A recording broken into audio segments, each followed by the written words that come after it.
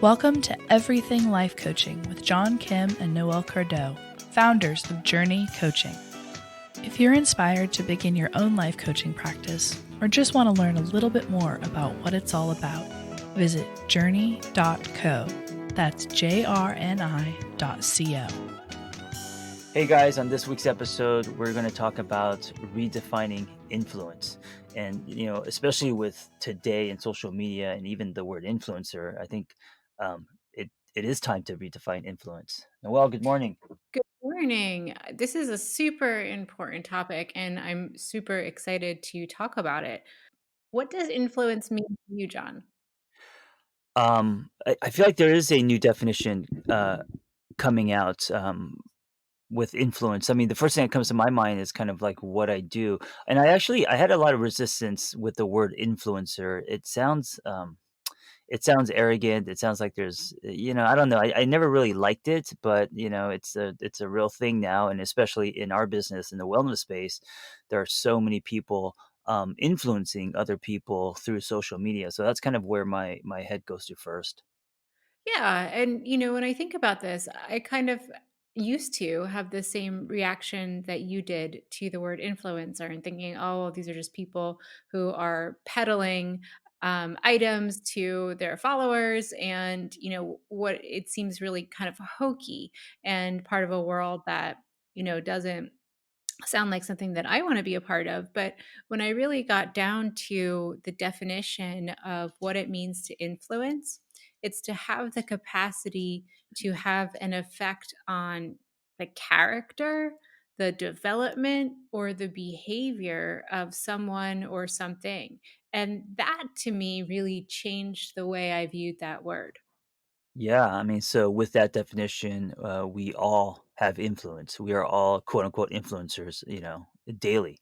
We are. And what Yeah. a profound both opportunity and responsibility to impact somebody's character, their development, or the way that they think and behave. So it seems like there is a way that we can really take this seriously and a way that we can use it to wield for a force of good. Yeah, I don't think a lot of people, or maybe I should just say me, it takes a conscious intention to wake up and say that I'm going to influence someone today. Usually, I'm thinking about how other people can help me. Usually it's like, what do I need? What do I want? But to actually flip it and to think that, okay, there's something that I can do that's going to help someone else. And maybe it's not like maybe it's just the way that I am. Maybe it's, creating a space and all of that. So when it comes to coaching, it's like you could actually be a coach, not just in session, but just as in your everyday life and In just your how you everyday live. life. Yeah, and I love how you kind of opened up with the classic coaching construct of, you open your eyes in the morning and what's the first thing that you notice that's different. And you know everything always starts at home. All of our thoughts, all of our behaviors, who we are, who we want to be in the world starts right in our very own kitchens. And I think that kind of along these lines, we take for granted the influence that we have over our home environments and the way that people experience day in and day out life living with us, our families. Yeah, yeah, absolutely. And I think that also, um, because of that, the not only the word influence is being redefined, but also, and you and I know this, coaching is being redefined. I mean, I've seen the spectrum from it because when it first came out, I felt the same way as like the word influencer. I felt like, oh, it's kind of cheesy. I want to stay away from it. Me coming from the clinical world, I felt like I was judging it. But now coaching is it's so much more. It is. It's so much more. So let's break it down. So when somebody decides to become a coach, and I can say this with a certain amount of certainty because we've trained, we're getting, up there, we're getting in range of 1,000 coaches, right? Yeah, it's amazing. So it's amazing. And so when I look at everybody who's out there training to become a coach, there are certain characteristics or experiences that show up. Usually, people have been through some shit, whether it's a Mhm. breakup or a divorce, or you lost a job, or you lost a ton of weight and you found yourself through fitness, or you had a personal transformation. There has been something about your hero's journey that put you on the path. And here's point number two, of wanting to be of service to others. Yeah. So You've it's come this out the other side. combo. Yeah, you Right. come out the other side, and now you have a flag to wave of like, hey guys, I did this, you can do it too. And that life experience combines with the desire to serve others. And I think what this boils down to in a really real way, and what coaches have to grapple with and take ownership of, is that we want to influence and impact the world around us. Yeah, and what you're talking about is a process that I think is natural, just being human. We're supposed to go through this process. We're supposed to go through this process, and it's our clients, it's our families, it's, the question I ask my husband every day, how can I make your day better? We're Mhm. influencing the world around us with these little beautiful water droplets of emotion and behavior. And then as coaches, when we take that path, when we're like, all right, I'm going to do this professionally and wield it through connection to others, then we have some big questions that people need to get into. All right, let me hit pause real quick and just highlight when Noelle says every morning I wake up and I ask my husband, how can I make your day better? There might be a lot of people listening to this, rolling their eyes or calling bullshit. And I want to say, Noelle is one person that actually I can see doing that, and this is just, when we're talking about influence, like I feel her influence not only as someone who's spearheading our company, but also as a friend, as a person. Um, and I want to say that just that one thing, like you wake up and you ask your partner, your friend, your family member, or whoever, how can I make your day better? Like if everyone did that, and I don't do that, the world would be different. And so like that's the power of influence. Yeah, and I think you just hit the nail on the head, because the big question is, what do you stand for? Mm, What do you right. stand for? And if I'm being really, and thank you for your kind words, it means a lot to me, that you see me in that way. And if I'm really thinking about, what I stand for, it's positivity and kindness. And everybody out there rolling Mm, your eyes, like, roll right. them, but it's totally true. I am a damn fairy. And and I will never change. So yeah, I stand for positivity and kindness, and Yeah. you Yeah. can see that imprinted in our business, in our training program, in the way that our team comes together, in our coaches, in my family life, in our friendship, and it's something I'm proud of. Let me ask you this, how does that help you? Knowing that you stand for that and then allowing, behavior, intentions, everything else to kind of back it, and that's where your question comes from to your husband in the morning is, "How can I, make your day better?" Uh, how does that help you as a person just maneuvering through life, having, something to stand for? Yeah. So when you have a value system and when you have those words, what do you stand for? It gives you your compass, of Mhm. influence, essentially. And so if I'm ever in doubt, I can ask myself, well, what it was the kind thing to do? What is the thing that will shed light versus darkness on this situation? How can I lean into my values and create different circumstances, impact, or influence that will change things and bend it to my will, which represents kindness and goodness? I think it took a while, but I love that you actually practice what you preach, and so Thank you. it's great. Thank Yeah, you. absolutely. So I'm going to turn it around, and thinking about yourself, thinking about your brand, thinking about your daughter, your family. What do you think you stand for? What a tough question. I think it's changed over the years. I think now it's doing everything I can and also trying to lead by example for people to live an honest life. So, Mm. living a life that's honest to them. That's really important to me because, half of my life I did not do that, and then the other half of my life, I've done more of that, and it's really changed my life. So just working with clients, most clients that end up seeing me, they're just not living an honest life, and so that's something that I definitely I stand for. Yeah, and I agree, and I've seen that represented in your work over the last decade, really. And if I'm thinking about you as a human and as a human plant, you need authenticity and freedom just like other plants need water and sunlight.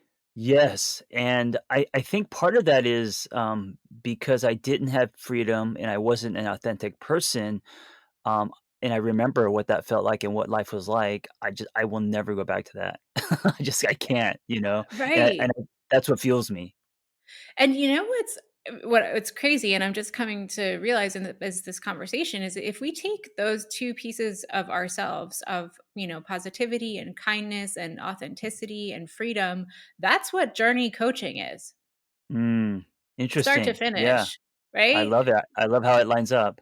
Yeah, and if we're talking about influence, guys, this is an example. I guarantee you that when John and I started this whole partnership we have going back in the olden days, neither one of us had any idea what was going to happen. All we had were these big questions of what do you stand for and what do you want to see in the world? And we've imprinted it on our brands, on our coaching, on our company, on the coaches we train as we've moved through the world. Yeah, and there's this overlap, when you talk about what you stand for and yours being, kindness, mine being living a life that's honest to yourself. It overlaps in the sense that, like, I think it repositions people with their North Star. Like, if you actually put a lot of weight and you just hold it with 2 hands, there's no way that your life isn't going to realign. And I'm not saying that it's easy, like, we have hard days and whether it's work or personal, but, um, it completely realigns your life. It does. It completely realigns your life, and it's almost like a feeling of coming home and of comfort, and that deep breath that you take when you know that you've made a good decision that is aligning with your true self, with your true purpose. It also, the byproduct of that is freedom, It is in you in know? in so many different ways. So now let's take this and switch it around and say, because we just said, okay, that's what it does for us, internally. But if we're taking our personal values and the influence that we want to wield, what change do you want to see in the world? Oh, man. What change do I wanna see in the world? Deep questions today. I know. God, I think the word that really hits me is I want people to humanize themselves. I want people to, um, go back to, connecting with them, before shit went down, before taxes, before the divorce, before all the stuff that life, um all the stuff that happens that makes us, start to live, outside in, So that that's what I would love for the world. And I actually totally agree with you through my own lens is that humanizing quality of looking at other people and saying, wow, that person sitting next to me has the same depth of emotions and feelings and dreams and sorrows and doubts and fears. And I can find empathy for that person in this moment because we share our humanness. And I think that, that process naturally connects us, right? It does. It connects us and it creates the ripples of essentially wielding influence in our everyday world. Right. Yeah. So I know we're going deep today, but I like it. This is a fun place to swim. And so, as we're thinking about coaches and we're talking about influence, John and I are just two people who became coaches and had no idea what was going to happen in our lives. We're both also incredibly stubborn people. Mhm. And Can that's be. can be. And that stubbornness is centered around values. Yeah, wait, what sign are you? 'Cause as an Aries, it's in the stars, but what are I'm a you? Virgo. I'm a Virgo, so I'm exacting, I'm analytical, I will Oh, be that of makes sense, right. service. Yeah, very much I don't so. I don't I I don't find you stubborn, unless you are fighting for someone who, who is being bullied in some way, or there's some injustice, of course. But Mhm. as a person, I don't think you're stubborn. As a person, I'm very stubborn. My Yeah. stubbornness, you're right, shows up in service to others. That's where it shows Right. up. Right. In the, like me being Gandalf, like, you shall not pass. Like, Yeah. Yeah. Yeah. Yeah. and that's Yeah. that's where it comes down. So guys, if you're saying these are really big questions, these are really heavy questions, we're going to break it down for you a little bit further, because it doesn't have to be. I mean, John and I are talking about this from the luxury of a 10-year long perspective of having been in the field for 10 years. But it has been our relationship to those values and answering the questions: what do we stand for? And what change do you want to see in the world? That has remained the North Star that's kind of guided us through stuff that I thought we'd never be doing, honestly. So I Yeah. think Yeah. that the old way of coaching was to think that your sphere of influence was limited to one client at a time. Mm-hmm. And now there are so many different ways to create ripples. So we Yeah. we have content, right? So John, this is your land. Tell me about content and how you can create influence, what you can do as a coach. Yeah, and this is also constantly evolving, and I'm learning and always playing with this. But obviously, books, the written word, blogs, how I started out, what we're doing right now, podcasting, right? And also your brand, how you show up, because I think your brand isn't just a fancy logo. It's who you are. It's how you show up. It's going back to what you stand for. The flags that you're waving, and so your brand itself, like the energy of your message, that sends ripples. So Yeah. it just comes out, and then it comes down to, like, how do you live your life, and I always talk about self-betterment being a lifestyle, and if you live a certain way, you're not just growing and evolving, but your ripples are strong, you know? Your ripples are strong, and it's less exhausting if you're leaning into your authentic self. Yes. And, I gotta say, because just because 'cause I'm older and I've been around since, pagers, I've watched the dot-com boom, I've witnessed, the invention of the webcam, all the way to broadband, and then now what's happening with social media and also the explosion of like, I was born in the perfect time where I could, compare the analog to what's happening, and I think there's no better time than right now as far as what you can do and how you can, send ripples as a coach. Yeah, and I want to validate our listeners right now. So everybody's made out of a different mold, and from the early days, John has been somebody who's been willing to put himself out there and to establish that brand. For somebody like me, looking at John, even today, I'm like, oh God, how do I do that? What is Mhm. what is my special sauce? What would my brand be like if I had one? And I've been in this field for 10 years, and I think it is just starting to Mm, emerge. So it's yeah, okay to right. take your time with this. There's no race, there's so much you can do otherwise. And, brands change as you change, the big thing that happened to me recently was becoming a father, and I'm sure that somehow that's gonna affect my brand because of the content I produce. Yeah, there's going to be a motorcycle and a baby. And a baby, and a motorcycle, and a pacifier, right, exactly. Yeah, it's all the things. And Right. so now let's look at, the area where I've spent the most of my time over the last 10 years, and that's in product.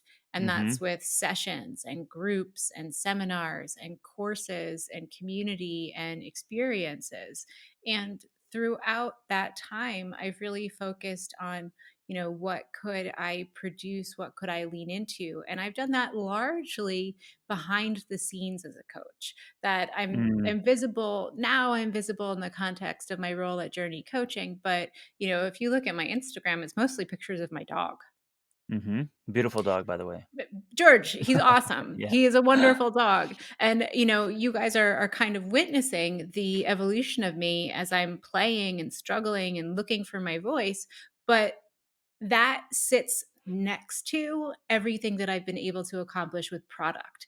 And so, Mhm. guys, the message here is lean into your strengths. You don't have to recreate the wheel, you don't have to accomplish everything. Just start where you're comfortable and start what you're good at. Yeah, and this is another place where we're opposites, meaning you starting with someone who's behind the scenes, running operations, helming projects and teams, me starting in front, me starting producing content, showing myself, and now kind of going backwards where, trying to do the business side of TAT as that grows and other kind of things that are more behind the scenes. And now you're actually appearing and surfacing and being in the front now with podcasting and being more active on social and in our community. So that's really interesting. It's We're crossing crazy. over again. Yeah. We are. Yeah, I'm so excited for what we're gonna look like 5 years from now. Yeah, yeah, that's really interesting. I mean, I don't I'm not someone who, is naturally going to be behind the scenes, but I'm sure I'll be somewhere in the middle, you know?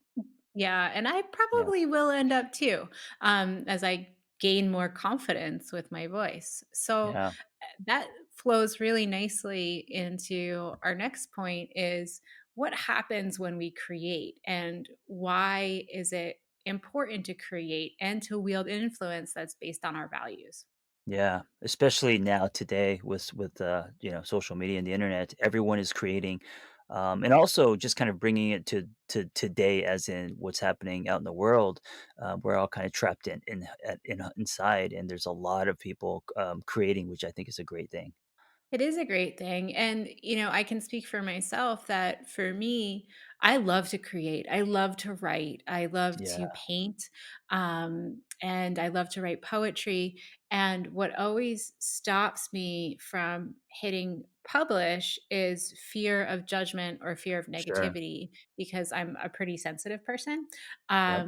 And what I've learned over the years is that you just have to hit publish and walk away, Yeah, which is so hard, which is I can relate so that to that. hard. Yeah, Yeah, and when you do that, when you do it consistently, and when you're standing not in ego, but in your values of kindness and positivity and authenticity and freedom and coming home to yourself, that message becomes bigger than you.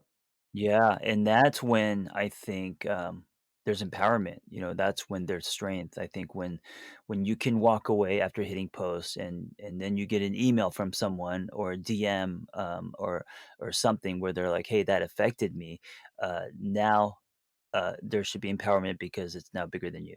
It's now bigger than you, and there are ripples because the Right. folks who have intersected with your message become better parents. They become better partners, they're better Mhm. managers, they're better friends. And, I'm going to take this to a really deep place that when those of us who are in wellness, who are doing the work of coaching, when we work on ourselves and we put our messages out there from a value driven perspective, the stakes are and what we can actually accomplish is breaking the cycles of intergenerational problems that dogged our Oh, yeah. parents and our grandparents. And so those ripples aren't flaky little ripples, they're hardcore. Right. And we're also spreading hope. Yeah, and we're spreading hope. So I thought it would be fun to take a walk down memory lane and take what we're talking about today and apply it to journey coaching because Mhm. I'm consistently just humbled and staggered by what we created. And it really started with a couple of conversations, a couple of coaches, and an idea. Yeah, absolutely. Um I mean, even if you go back further, the frustration of, um, someone with a broken heart and, frustrated with, the clinical world and thinking that there's a better way to help people. Yeah. Yeah, So, what was it like for you when you just in the early days? It was me, you, MC, a couple of other guys. There were like right. five of us. Yeah. What did that feel like for you to be in that position of, okay, now we have a thing? I had no idea what it was going to be. I just liked the fact that we could all um, be rebels together. We could all do something positive. We could also, create something, share a journey. But I mean, obviously, I had no idea where it would go or how big it would get. I just thought it was cool at that time. Yeah. It was And an and outlet for me, you know. it was an outlet for me too. I was recently divorced. I was in graduate school. I was building my practice, and it was really fun to exchange ideas. And one of the things that I want to highlight, speaking for myself, is that, we didn't know what we were doing and it was messy. Yeah, And absolutely, I mean, absolutely. I don't know if you remember. So, guys, I am not a tech savvy person, and I decided to build a WordPress site one time. Mm. and, and I remember somebody who actually knows what they're doing took a look at it from the back end and was like, "What pit of hell is this?" Right, right. And so it was imperfect. It was messy. There was a bunch of people splattering paint. We were trying things, and then slowly the structure kind of started to emerge, and we developed our course. And then what really changed things for me was when there were students involved, and then the responsibility became to the people that we were training to become coaches. Right, real life people, right? Real And life and and people. hea hearing their stories and where they came from and where they wanna go and all of that. Yeah, and wanting our brand, our community, our training program to last beyond them, so that it meant something at the end of the day. Yeah, I mean, it's like we went from the basement, like kids playing in the basement to, setting up shop on the street, Oh yeah, very you much know? so. And the outcome of that, because I think we drove it with such spirit, is that community formed. And Mhm. not just one community, but multiple communities, multiple online communities, communities on different social media platforms, retreats, our content. And now we have an army of helpers, literally. Yeah, now it's like for me, it's so much bigger than me. I mean, I all the people that are coming in, it's like I don't even know them because, there's so many people. So I see them in class, but it's not like before where I knew every single person. And obviously, you know and get to know them probably a lot more than I do. But now it's like I don't even see it as something we created. I think it's something that's like in the air. You know? It is. The company has a life of its own, and it has a character of its own. And Yeah. and I tell all of our coaches in class every weekend, you guys are the ones who are putting the stamp on the identity of this company. It has gone beyond me. It's gone beyond John, and the Hmm. individuals who are coming in with their unique spirits and what they want to do are the ones who are shaping the future of not only journey coaching, but the field of coaching itself. Yeah, and what an amazing, and this is, the natural evolution. This is what it's supposed to, this is a good sign. This is what's supposed to happen. And for me, I just like I could now in my lawn chair look back and just watch it swim Right. it swim in the sky and just be like, oh my god, look at that thing. That's amazing, and Yeah. You can yeah, sit in the lawn chair and I'll wave to you and be like, "John, I need you to do this." Like, right. come on, like, come help. So, again, guys, this is the luxury of looking back over the course of a decade. So let's talk about what you can do now, today, if you're at the starting line. And by the way, I feel some nostalgia and envy of people who are at the starting line now, because I'll never get another opportunity to be at the starting line with coaching. And Mm, the landscape has changed so much. The resources that are available to people, the way the public has an awareness of this science and how valuable it is, this is the most beautiful time to be coming into this field. hmm. Absolutely. Yeah. So, guys, some things that you can do to start with is to identify who are your people, who do you care about. So Mm, for me, when I'm looking out into the world, I've become really interested lately in the way that people experience well-being through their work. Because I'm looking out into the world and saying, wow, big corporations don't really treat people that well. People aren't happy. They want to do different things with their lives. And so for me, that's really who I'm caring about right now. Mm. How about you, John? It started with me caring about people who were going through tough relationships, breakups, and all of that because I was coming out of a divorce and I felt them and I was could be empathetic, and then it switched to teenagers and addiction and redefining men, and now I don't know. Now I'm 47, and then, it's going to probably change again, but it's always changing depending on the chapter in my life and who's Oh, around me. yeah, and I'm excited for that evolution, and I think it's a really great example for folks that your gaze shifts and changes, and that will change along with your cause. So, Yeah, moving on from people, what is your cause? Do you care about healthy relationships? Do you care about, environmental protection? Do you care about, as right. John said, big life changes, big transitions? And when you're searching for this stuff, don't just think about what sounds good or what you find attractive or snazzy. You have to really get intuitive with what you connect with. And if you don't know what it feels like to connect with giving a fuck, well, that's the place to start. Yeah, absolutely. How do you know when you give a fuck about things, John? I could feel it, and then I noticed that my behavior lines up, and also it's usually natural. Like for example, one of the things that I give a fuck about today is trying to make some kind of dent in, all the toxicity in swipe culture, right? And so Mm, that came from talking to hundreds of mostly women in their 30s who are frustrated with dating and internalizing and the whole landscape today. And then that turned into writing, and that turned into a book, and now it's turning into an app. So it's a progression. It's I think it starts with a fire in your belly, and then it starts to ripple outward, yeah, I and agree. you have to get out of the way of it. Yeah, You can't stand it. Yeah, you have to let it go, and right, right. for me, it feels it's it's actually an unpleasant feeling because I've come to learn that that usually lines up with tons of work. Yeah, And sure, of course.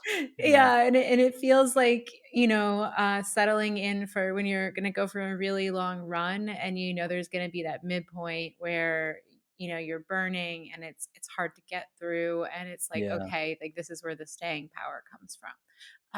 So guys, that's what you're looking for, to say, okay, if I'm going to craft influence, if I'm going to craft a career in this space, to attach it to something deeply personal and authentic so you don't get bored, so you don't burn out, and so that you actually show up in the world so that those ripples happen. Steve Jobs once said that the reason why you have to be passionate about your fire, or what you want to do or what you want to build, in this case, your influence, and it has to come from a genuine place, because if not, it's not sustainable. Like because there is a long journey, because the work is so hard, or because there's so much work to do. If it's something that's contrived, you won't make it because it's a marathon. Exactly, you'll flag out. Yeah. I think that's a beautiful point to close with, and if you are looking for your community, if you are looking for others to hold out the lighters, if you're looking for that spark, come on and visit us at JRNI Coaching. There is no other community out there like it, and we are in the business of transforming people. Yes, come over and redefine your influence with us. Ready to cut through the BS of becoming a coach? Snag John and Noelle's 6-step guide to becoming a life coach at journey.co/everything. That's JRNI.co/everything.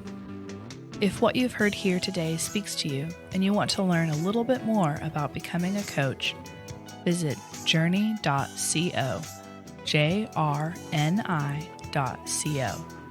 We've graduated nearly 1,000 coaches and offer vibrant community, strong lifetime support, and world-class coaching education. We're fully ICF accredited and look forward to watching how you use coaching to make a bigger impact in the world around you.